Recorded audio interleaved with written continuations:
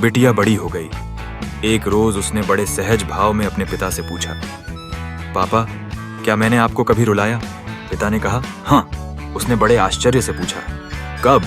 पिता ने बताया, उस समय तुम करीब 1 साल की थी, घुटनों पर सरकती थी। मैंने तुम्हारे सामने पैसे, पेन और खिलौना रख दिया, क्योंकि मैं ये देखना चाहता था कि तुम तीनों में से किसे उठाती हो। तुम्हारा चुनाव मुझे बताता कि बड़ी होकर तुम किसे अधिक महत्व देती। जैसे पैसे मतलब संपत्ति, पेन मतलब बुद्धि और खिलौना मतलब आनंद। मैंने ये सब बहुत सहजता से लेकिन उत्सुकतावश किया था, क्योंकि मुझे सिर्फ तुम्हारा चुनाव देखना था।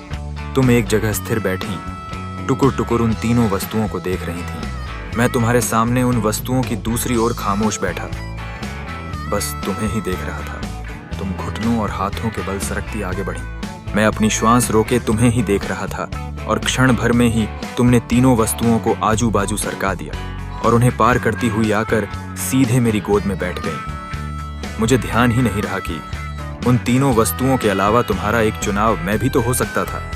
तभी तुम्हारा 3 साल का भाई आया और पैसे उठाकर चला गया। वो पहली और आखिरी बार था बेटा जब तुमने मुझे रुलाया, और बहुत रुलाया। भगवान की दी हुई सबसे अनमोल धरोहर है बेटी। क्या खूब लिखा है एक पिता ने, हमें तो सुख में साथी चाहिए, दुख में तो हमारी बेटी अकेली ही काफी है।